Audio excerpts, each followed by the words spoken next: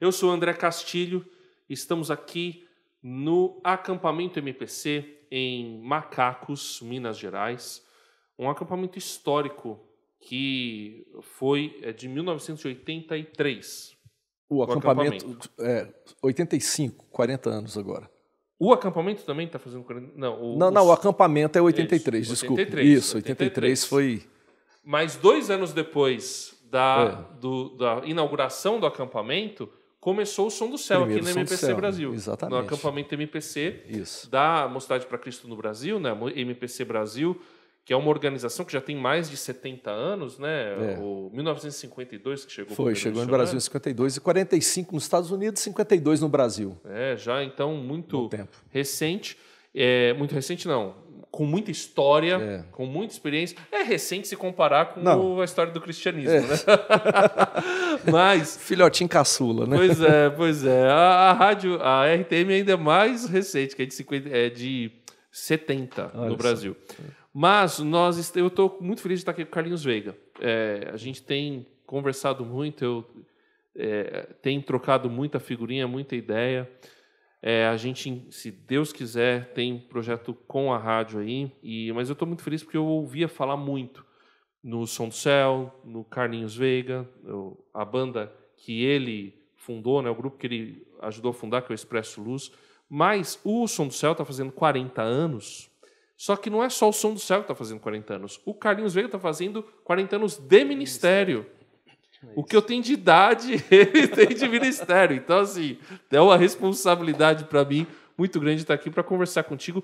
E eu agradeço muito você disponibilizar o seu tempo para falar com a gente aqui na programação especial da RTM nos 40 anos do Som do Céu. Para mim é um privilégio, viu, André, estar com você, a gente poder gravar, eu participar desse especial, né? Estou muito feliz aqui. E, é claro, eu, como parte da Mocidade para Cristo, quero dizer que vocês são muito bem-vindos, né? A RTM é muito bem-vinda e é muito bom ter essa parceria, né? Eu sei que já é uma parceria antiga, já com o Marcelo, de vários anos, né? E é sempre muito bom ter essa proximidade, MPC e RTM. Eu ouço falar do Som do Céu há muito tempo, falei, né? E aí, logo que eu cheguei na rádio, o pessoal veio cobrir um Som do Céu, né? A Fernanda Dias como jornalista, depois o Cláudio Ronck, o locutor nosso, veio, a gente vinha, ficou um tempo aí sem fazer a cobertura, aí a gente mandou depois a Poliana, e agora eu vim, porque eu prometi para o Marcelo ia falando, André, vem no Som do Céu tal, e aí, 40 anos, eu tenho que estar aqui. Certo. E aí a gente, falando sobre essa história, né, essa história de ministério, você começou como obreiro em tempo integral da MPC, depois saiu de obreiro tempo integral para assumir um pastorado local, mas continuou ligado à Mocidade para Cristo. O que te motiva a trabalhar com os jovens? Porque a MPC Brasil ela tem claro, o Som do Céu é um evento muito importante na música cristã brasileira, inicialmente até com uma música que realmente alcançasse a juventude, mas como a música é uma linguagem universal e intergeracional, né, a gente tem várias gerações, acaba sendo um evento de música, mas muito bom para poder promover boa música brasileira. Mas o que te faz ficar ligado a uma missão que quer alcançar as novas gerações com a mensagem de Jesus? Tudo começou porque eu havia me convertido há um tempo, início da década de 80, foi a minha conversão. Eu estava com 17 para 18 anos, e logo depois eu já me envolvi diretamente com a Mocidade para Cristo. Então trabalhava muito com evangelização nas escolas. E aí logo vim fazer parte de um grupo chamado Conjunto da MPC, que a gente não era somente responsável pela música dos clubões, que era a reunião semanal evangelística, mas também apresentava a Mocidade para Cristo nas igrejas. Que esse grupo depois virou a se tornar Expresso Luz, né? Então, estando no grupo e nessa atividade intensa com a Mocidade para Cristo, na evangelização de juventude, especialmente nas escolas, Deus foi confirmando no meu coração esse chamado. Então, foi quando, em 1984, eu peço demissão do meu trabalho, na época, no banco, e em janeiro de 85 venho para cá, faço o treinamento da Mocidade para Cristo e ingresso. E desde então, na MPC, e desde então trabalho muito intenso com trabalho com juventude. Eu tive que abandonar 12 anos depois, por uma série de questões. Eu já tinha filhos, família, filhos, casado com a Cláudia, já tínhamos 3 filhos. E então, por uma questão de até novos desafios de Deus e uma necessidade, nós nos mudamos para Brasília. A Mocidade para Cristo nunca deixou de fazer parte da nossa história. Os nossos filhos vieram para cá, participavam todos os anos. Só que você vai para uma igreja, o trabalho acaba se abrangendo outras faixas etárias, né? E quando eu me tornei pastor efetivo, então, aí você tem que trabalhar desde mamando a caducando, como diz, né? Então, mas nunca deixei essa paixão pelo trabalho com a Mocidade para Cristo e com a juventude brasileira. O Brasil já foi mais jovem algumas gerações anteriores, né? Então, era uma massa populacional muito grande de jovens e adolescentes a serem evangelizados. Ainda é, mas a gente sabe que a população tem envelhecido. Mas eu não deixo, assim, realmente, havendo oportunidade de estar próximo, evangelizando e participando das atividades da MPC. Uma pergunta para você, até como pastor, né? E pensando até como músico. A gente fala, né, essa questão, o Brasil está com uma população que está envelhecendo. E aí, às vezes eu sinto, né, que a gente, não só como cristãos, igreja, mas pensando também na profissão de comunicador, de músico, sempre se focou muito em olhar, eu tenho que alcançar uma nova geração, eu tenho que ter um trabalho para a nova geração. Você foca num público, principalmente num público geracional, né? Específico, né? O que o pessoal chamaria no marketing de público-alvo, né? O target. Algumas outras organizações, alguns outros lugares, né, acabam focando intencionalmente em populações mais velhas. Isso. Por uma série de outras questões. Agora, quando a gente pensa em termos de comunicação da arte e de comunicação do evangelho, tá certo você focar numa geração, ou nós deveríamos de alguma maneira pensar em todas as gerações, porque todas as gerações vão ter desafios. Você tem que pensar no mais velho, porque ele é gente. Isso. Mas você tem que pensar no profissional, porque ele está ativo no mercado de trabalho. Tem que pensar no adolescente e no jovem, porque ele está chegando e ele vai se tornar um ativo e depois um idoso. E tem que pensar na criança, porque inclusive está em formação. Como que a gente faz isso? Pois é, esse é o desafio. Porque é como o desafio de um pastorado, de uma igreja, né? Como é possível? Se você tem que comunicar com todo mundo, porque está todo mundo ali, né? Então esse é o desafio, não privilegiar dentro da igreja um determinado público em detrimento de outro. Por exemplo, igrejas... É interessante. Lá em Brasília, quando eu comecei a trabalhar em Brasília, André, na minha igreja tinha uma senhora já idosa que tinha um ministério com terceira idade. E ela visitava as igrejas presbiterianas da região para desafiá-las ao ministério com a terceira idade. E os pastores diziam, não, mas nós não temos tantos velhos, tantos idosos, tantas pessoas na terceira idade em nossa igreja. Ela falou, tem, é que vocês esconderam eles. Esconderam quando não há mais hino para eles cantarem, ou quando o louvor, o volume é muito alto e você deixa a pessoa meia hora ou 40 minutos em pé cantando. Não há velho que aguente um negócio desse, entendeu? Então ela falou, vocês simplesmente sepultaram os velhos de vocês antes deles terem falecido. Para mim, aquilo foi um desafio muito forte. Sim. E eu, como pastor na igreja hoje, eu penso no idoso, mas eu penso também na quantidade cada vez maior de jovens e adolescentes autistas e crianças autistas, eles não suportam som alto.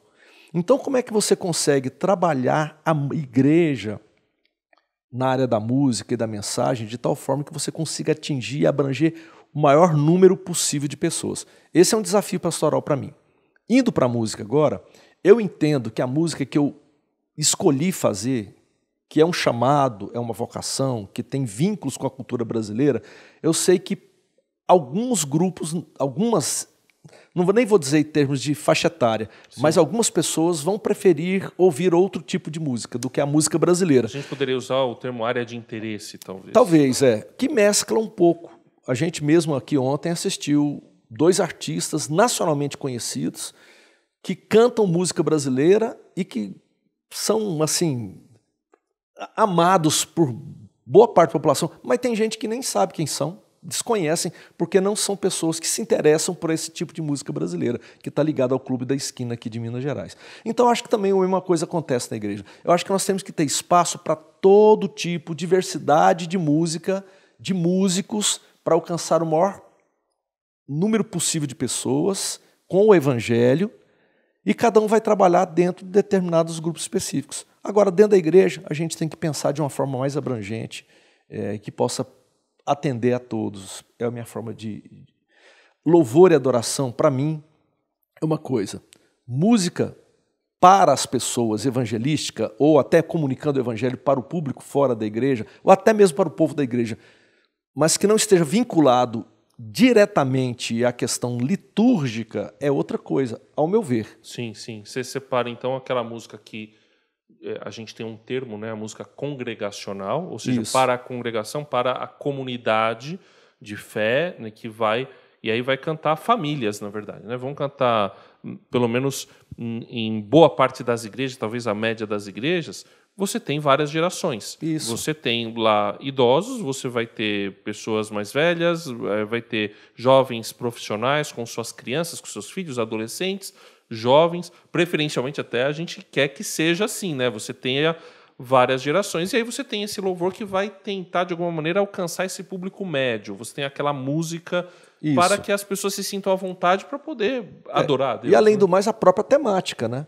Porque quando você pensa em música litúrgica, em música congregacional, você tem que pensar em tudo aquilo que envolve a liturgia de uma igreja. E há hoje um empobrecimento.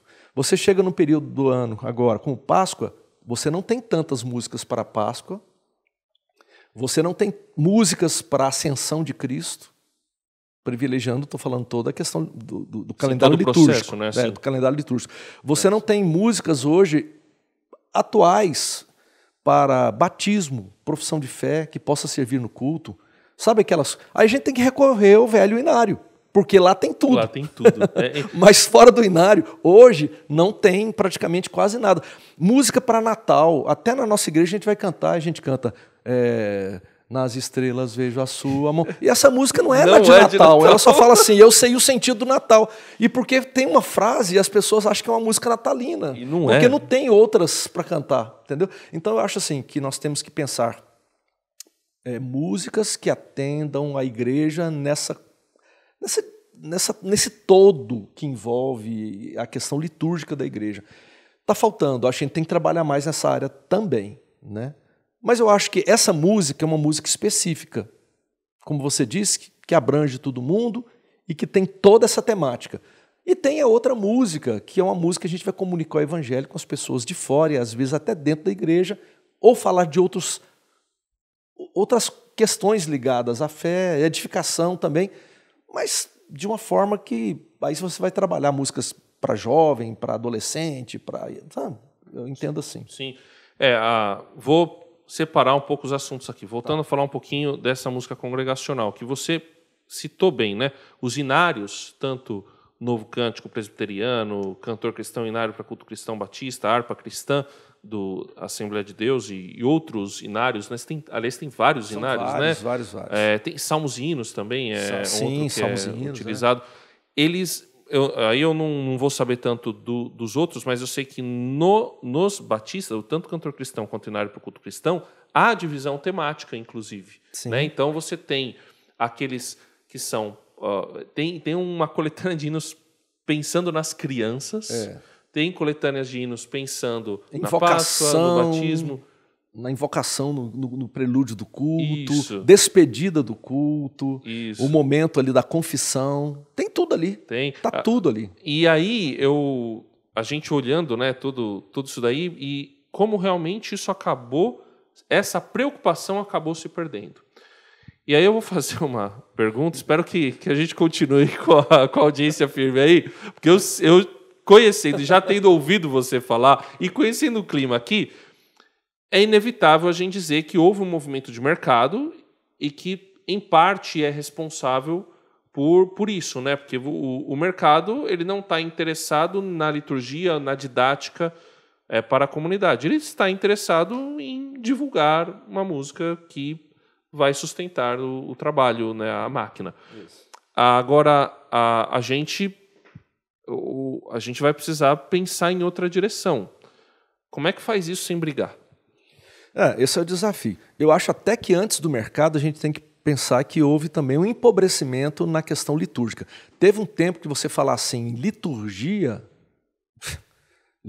era mal visto dentro da igreja. Era considerado até algo assim que engessava o espírito. Exatamente. Né? Engessava o trabalho do espírito. Acho que teve esse movimento. E a gente sabe que não é isso. Porque, na verdade, até Denise Frederico, que é uma autora que já escreveu livros, ela é doutora na área, ela disse o seguinte, que houve um empobrecimento tal que virou uma liturgia sanduíche.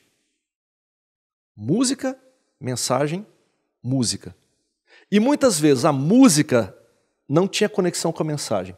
Eu até costumo falar por aí, as pessoas às vezes me convidam para falar, eu costumo de falar assim de um louvor esquizofrênico, ou uma liturgia esquizofrênica, porque você canta uma teologia, prega outra teologia, e encerra às vezes com a teologia do começo, né? Ou às vezes até uma terceira teologia, sei lá, e as pessoas ficam perdidas. Agora eu vou dizer uma coisa para você, infelizmente o que prevalece é a liturgia das músicas, cara.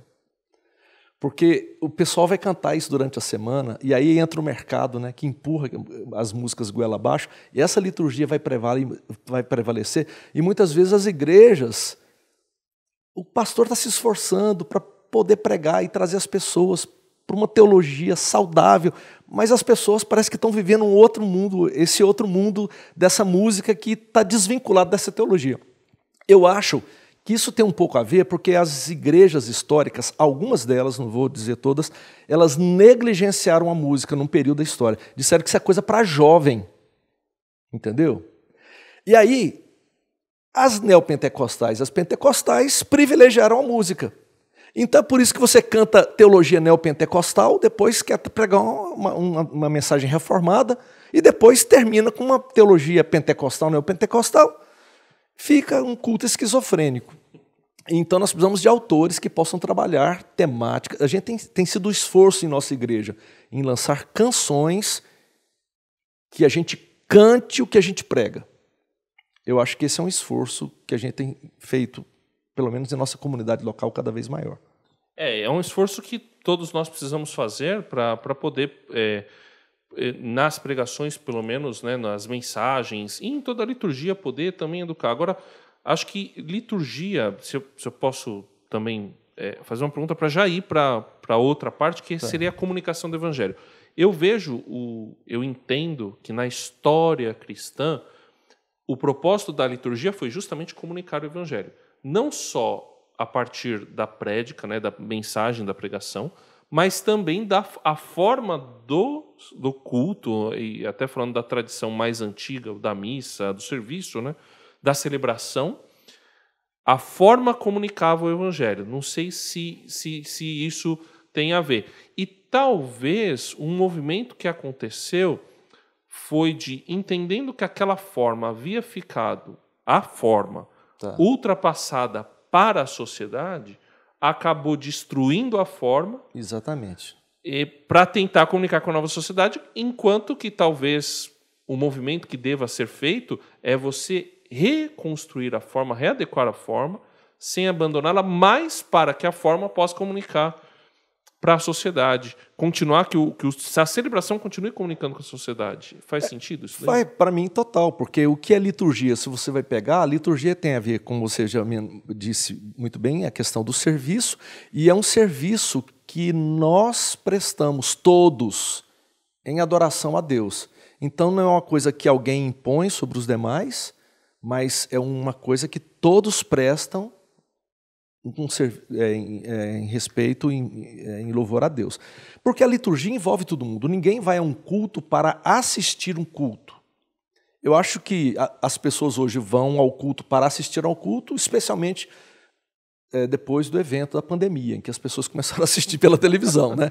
Mas assim, a ideia é que nós vamos todos juntos ao culto para prestar o culto. Há uma participação minha, e a liturgia por isso me envolve. É por isso que não é uma coisa de uma liderança, de um clero para toda a igreja, mas de todos nós juntos, é claro, a partir de algo conduzido, dirigido, orientado, com um serviço voltado a Deus. Então, tem acho que é o James White, se não me falha a memória, ele vai dizer que a liturgia tem a ver com a questão da cultura. Porque nós precisamos assim prestar um culto que faça parte do nosso dia, e não alguma coisa estanque, separada. Eu, particularmente, entendo o seguinte, que ninguém deveria entrar no culto e entrar dentro de uma cápsula do tempo, assim, não sei, que vai te jogar lá alguns séculos atrás, onde só vai ser cantada, usar um português, e a maneira como se porta lá dentro está completamente dissociada da vida comum. Então, por isso eu acho que a liturgia ela tem que representar o que é a nossa vida, sabe? A vida comum. E a adoração a Deus no culto, na celebração comunitária, da maneira como somos. Então, as músicas que cantamos, elas devem estar também lá dentro do culto, no estilo da nossa cultura, do jeito que somos, sabe? E Deus sendo adorado a partir daquilo que somos.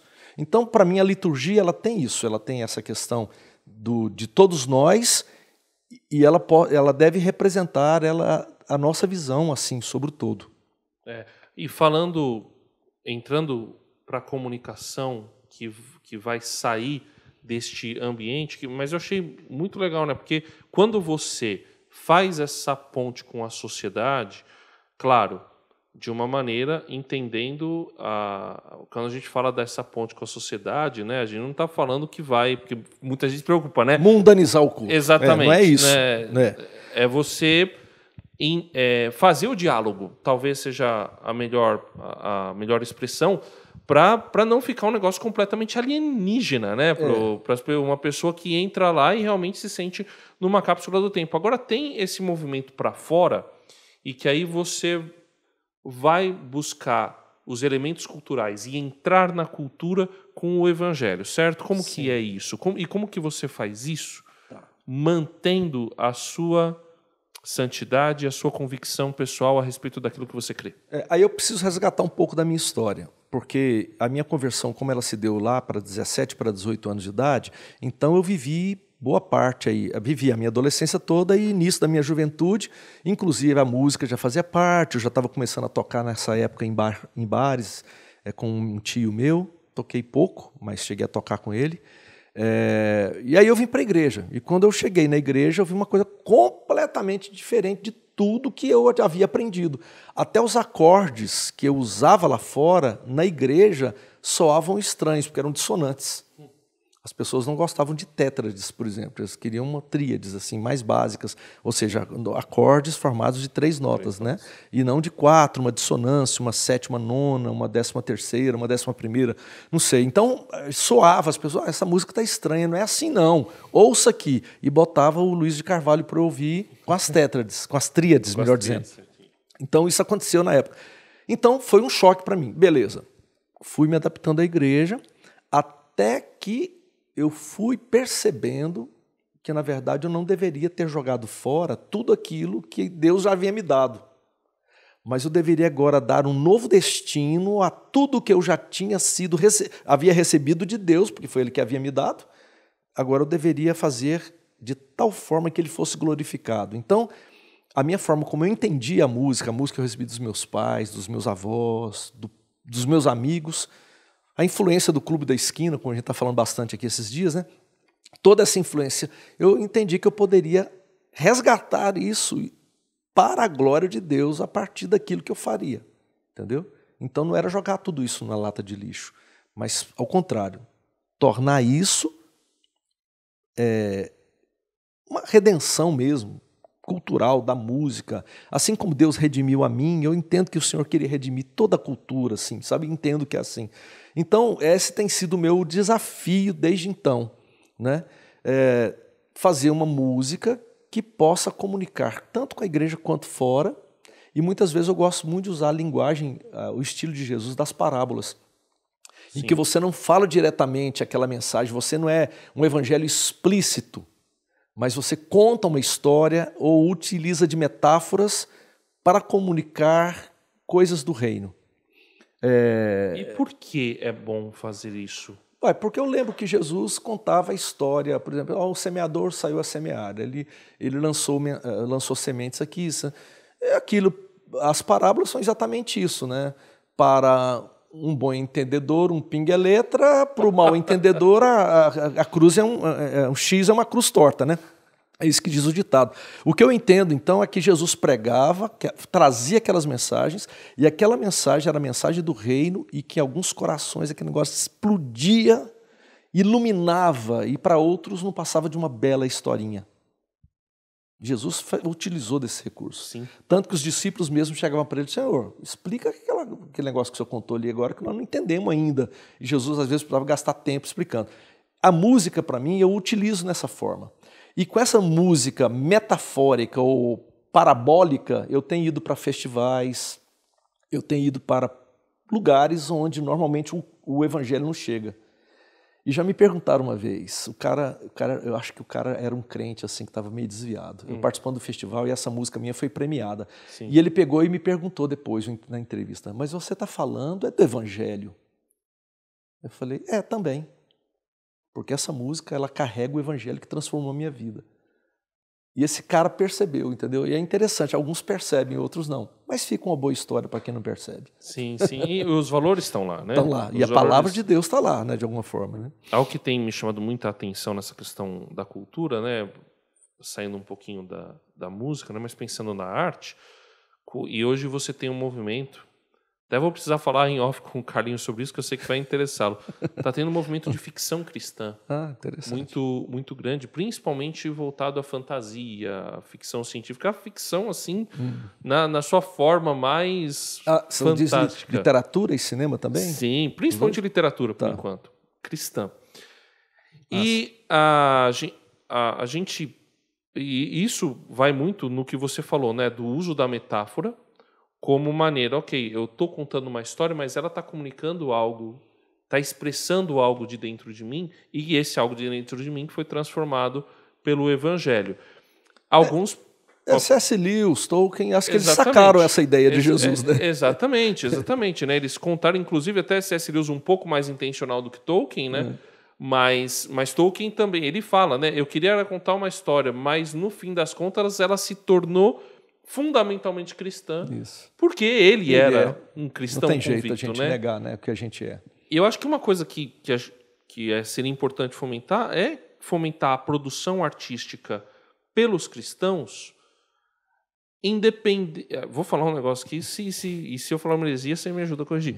Independente dela ser intencional ou não, mas ela vai ser intencional porque a intenção vem de dentro do meu coração. Eu creio que isso rola, acontece sim. Se a gente verdadeiramente teve esse encontro, foi transformado pelo Evangelho, tudo que sai da gente e que traz alegria ao nosso coração, e a gente olha para isso, fica feliz, vai carregar o Evangelho. O que não leva o Evangelho, o que nega o Evangelho, isso vai agredir a gente. Eu já fiz coisas que eu prefiro até nem joguei de escanteio, porque eu imaginei que aquilo não era a verdade que eu carregava e que eu deveria mencionar. Então, acho que tem por aí. E eu já fiz já fiz música e essa música chegou para as pessoas, e quando fui ver a análise que eles fizeram dessa música, ela carregava metáforas, fiquei surpreendido, porque eles conseguiram entender muito bem os valores que eu estava pretendendo traduzir. Mas é isso, é um mistério. A arte não é coisa muitas vezes para ser entendida. A arte é para ser fruída, né? E tem canções que eu já estou cansado de ouvir, mas de vez em quando eu ouço e ela explode com novidades. Aconteceu comigo semana passada com a música do Gladir. E a palavra de Deus é isso, ela maravilhosa, ela vai se revelando cada vez mais e mais. Quando você acha que já sabe tudo daquele salmo, quando você vai ler, explode uma coisa nova, o Espírito comunica a nova verdade. Não estou querendo comparar a arte que a gente produz com a palavra de Deus. Pelo amor de Deus, entendam isso, mas eu creio que o Senhor usa de forma criativa também a arte que os cristãos produzem para a glória dele. É verdade, eu concordo. E, bom, que com bate-papo gostoso aqui com o Carlinhos Veiga. Eu queria que você deixasse aí como que o pessoal te encontra, como o pessoal conhece mais desse teu trabalho tão bonito, que tem abençoado tanta gente, já me abençoou tanto, tem sido tão legal. Obrigado. Então, Carlinhos Veiga você vai encontrar aí também nas plataformas de música por streaming, né? Você vai encontrar no YouTube. Eu só descobri que existe um outro Carlinhos Veiga que é na Bahia, mas acho que o meu trabalho é maior do que o dele. Então, se você jogar Carlinhos Veiga em tudo quanto é lugar, acho que você vai chegar primeiramente ao trabalho que eu tenho produzido, que é o trabalho musical, e às vezes também tenho escrito alguns capítulos de livros, né? E esse trabalho também como pastor. Mas o meu trabalho musical você vai encontrar facilmente no YouTube, nas plataformas de streaming. Então aí, ouçam, curtam, compartilhem. Isso tudo é muito legal pra gente. Boa música cristã que tem sido divulgada aqui no Som do Céu há 40 anos. Continue com a gente. Tem mais entrevista aqui nessa programação especial da RTM Brasil.